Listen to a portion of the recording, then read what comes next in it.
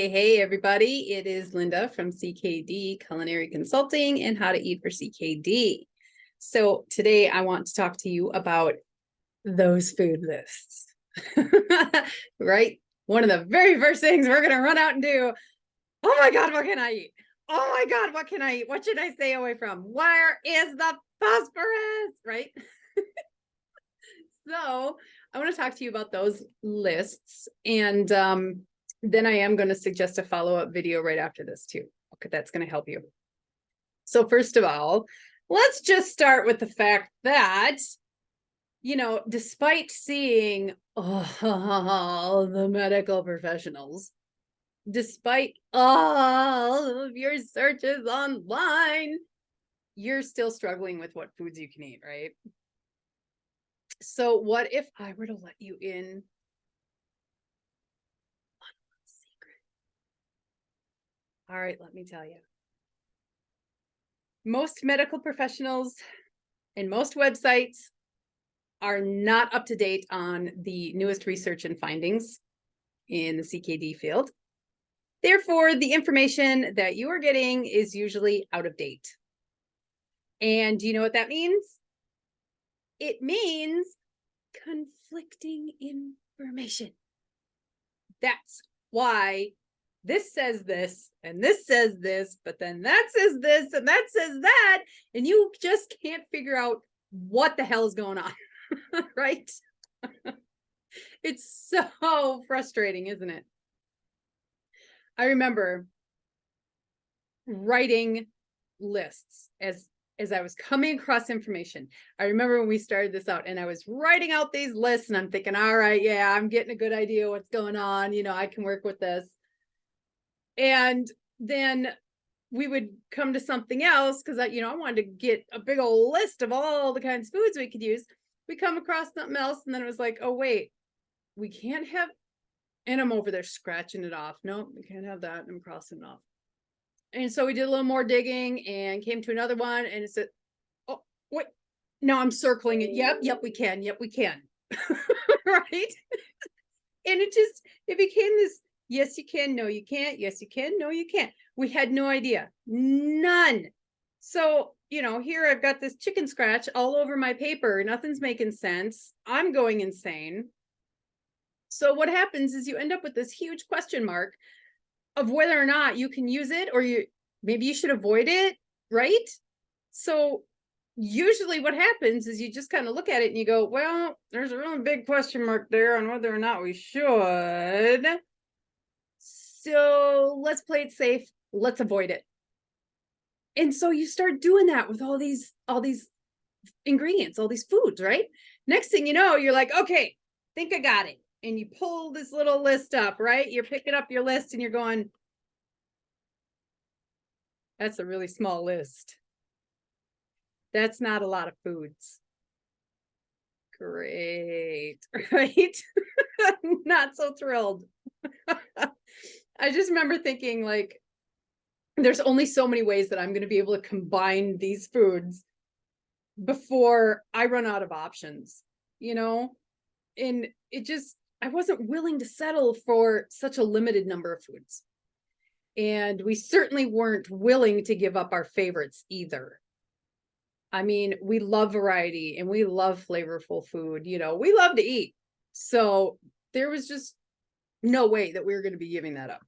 And so I'm pretty sure that you are somebody that has dealt with this, has lived through it, or are living through it currently. And it's driving you crazy, right?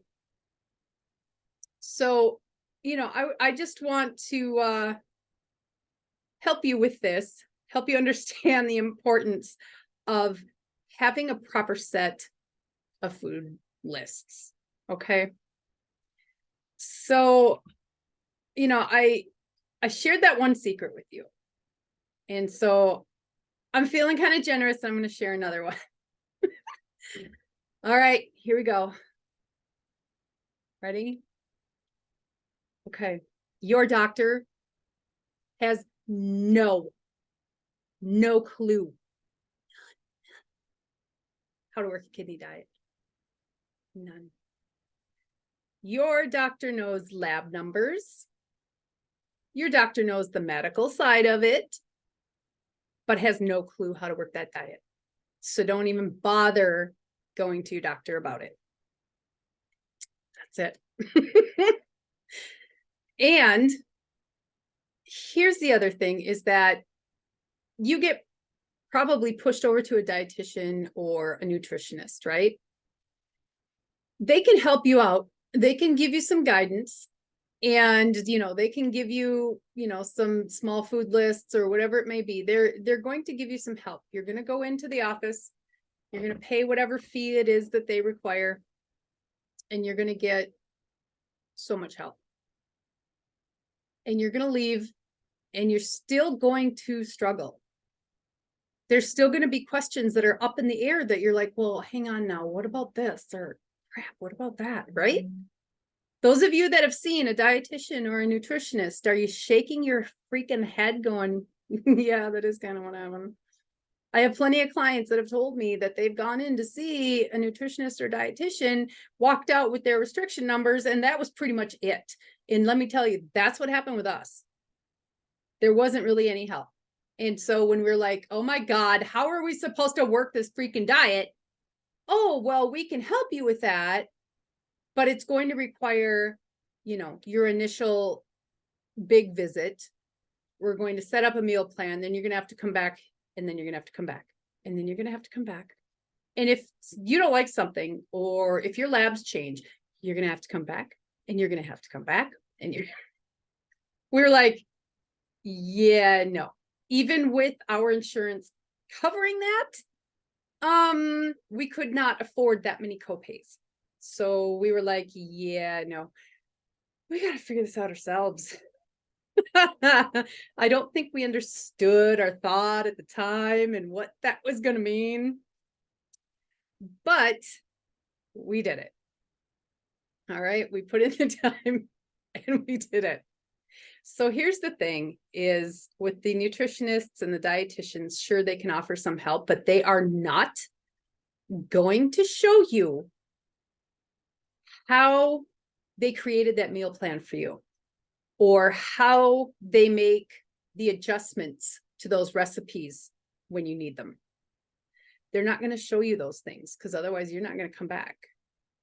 Right? And it's crazy, because doing it yourself is easy. It's quite easy to do yourself. I mean, that's all you need is to be shown how to do it, right? And you can do it.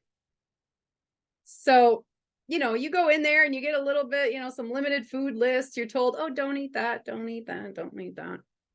And now you're still stuck, right? You're limited by this little bit of information that you've received and this, little itty bitty list. And that's it. And a lot of times people don't even question that. They're just like, oh, okay, I guess this is what it is. And they accept it as, this is their reality. I mean, at first, that's what we did. But, like I mentioned in a previous video, if you guys had watched it, I always ask why. Always. I ask why about everything. Okay. I didn't want to be stuck with that limited amount of food. So, here's me going, I don't want to give up, whatever favorite food, bacon or whatever it was. If I eat it, am I going to end up on dialysis tomorrow? And they're like, well, no. Then why do I need to avoid it? Can't I just have like smaller amounts of it, but still have it? And they're like, well, yes, you could. However, and I'm like, okay, so then why are you telling me to avoid it? Well, then, I noted that slight frustration that they let out. It's like, here we go. And damn it, I didn't want to have to go into this. They don't like it when you question them. So I get a bunch of crap spewed at me, which pretty much reflected their judgment about me. Whatever. It's a very complicated process, and you really need to understand foods and what you're working with. And I'm thinking, yeah, okay. It's a lot of work and so many things to learn. You must know exactly how to use food. I'm going, huh.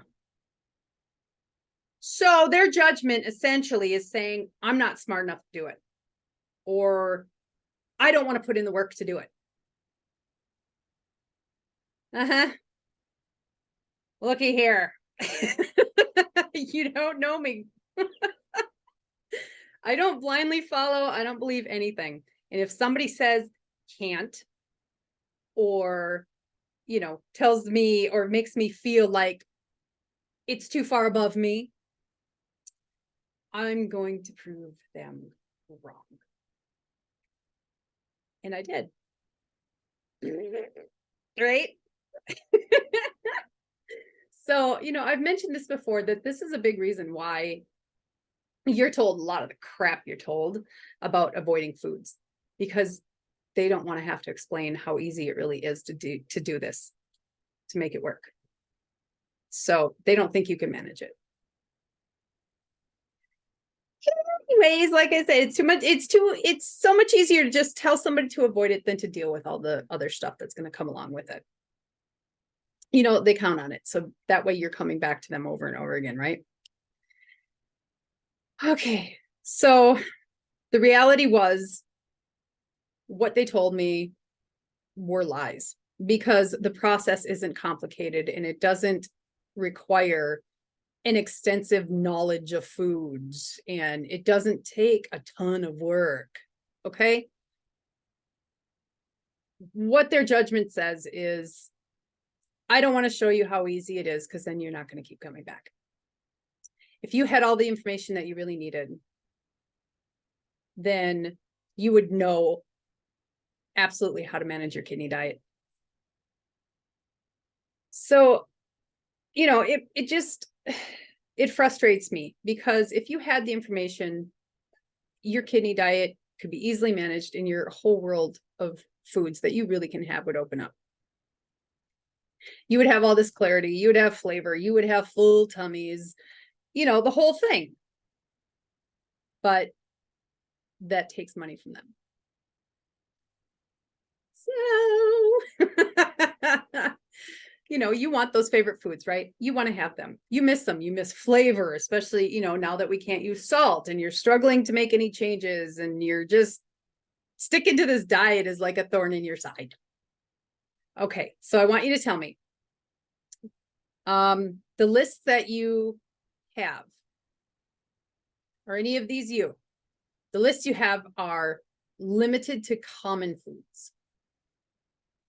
The lists you have are conflicting. The lists you have are not real life user friendly.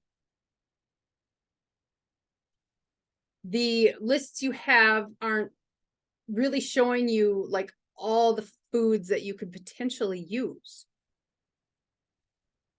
Maybe you're craving more variety. You're craving more flavor. You want to know the extensive number of foods and products that you can safely use, especially, when some of those products can help save you some time in the kitchen. And maybe you're sticking to those lists simply because you don't know any other safe options. Any of those hitting home? Right? That was us too. It was so frustrating. And we just felt crazy limited in what we could eat. And, back then we printed all these lists. I mean, any list that we could find, we printed it. And I mean, there's enough out there. We're looking at these lists. And so, the biggest frustration, I think, with those lists is not only was it common foods, but we had lists that were like, oh, a half a cup of brand cereal is, X phosphorus. And we're like, what good is that? What the hell am I going to do with half a cup of brand cereal? I mean, How many people eat that for breakfast? Know anybody who does? I could see, okay, maybe if you're a baker, you could, I don't know, use it in a bread or something you're making. I seriously, some of the stuff that's on those lists, how helpful is that? How real life user friendly is that crap? It drove us nuts. I'm like, they've wasted so much space where they could have told me real ingredients and like how much to use. Oh, come on.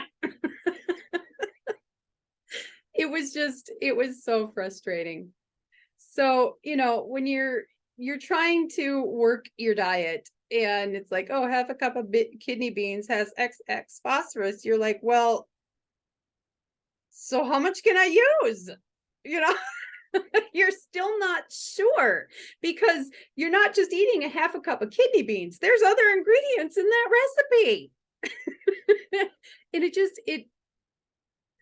it made me crazy. And then sure, they're like, oh, here's kidney beans. And I'm like, well, what about black beans?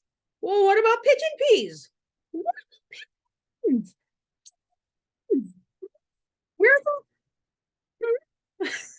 it was so frustrating. Oh my God. So I started researching the crap out of everything, right? And like, I started making new lists. I tossed out the chicken scratchy lists and I started making new lists based on reality. And I started listing out as many as I could find because people, I'm a chef. I got to use a lot of ingredients. I love using such huge varieties that I had to know. So I created these lists. And, when we first started out and doing these lists and we weren't fully formed yet, we stuck to what we knew that was safe. I mean, that's what you got to do. What you have in front of you is what you work with, but let's grow those lists, right? Let's make those lists bigger. So, some of the struggles, of course, was the fact that when conflicting items came up, I had to research it. I had to find the clarity on that.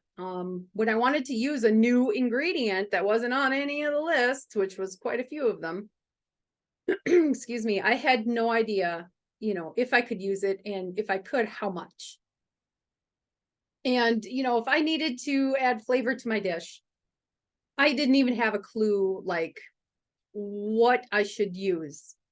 Excuse me. And that's simply because I knew that those spices and those seasonings have nutritional values.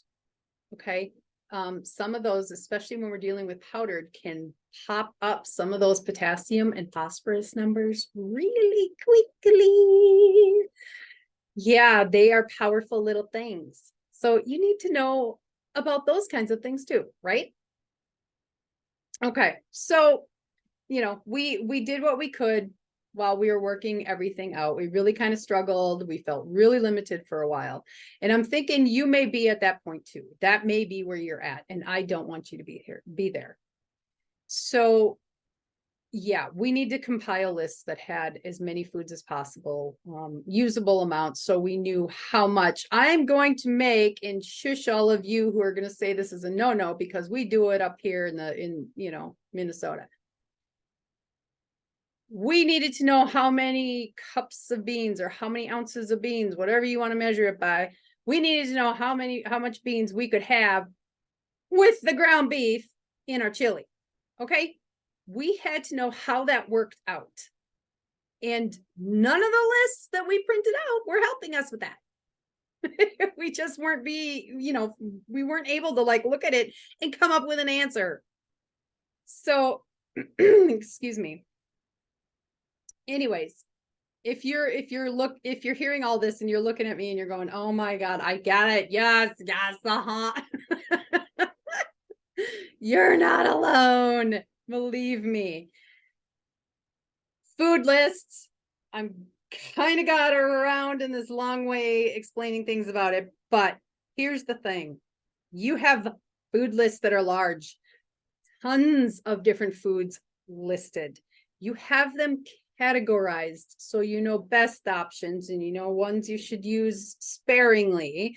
All of these things. It's going to help you to add variety to your diet. You are going to more easily be able to substitute ingredients if you need to swap something out.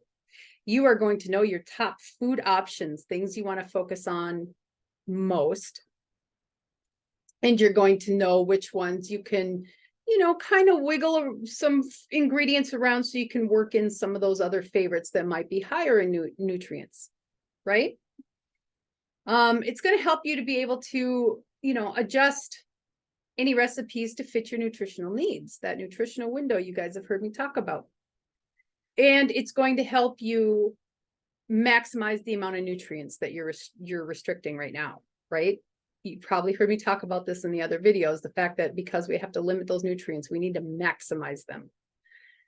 Because under consuming is as bad as over consuming. It will harm the kidneys either way. So, very important. So how much easier would it be if you had, these huge lists, right? How much easier would that be for you? What would that mean? Would it mean more variety? Would it, make things so much easier? Because it did for us. It really did. Okay, so basically,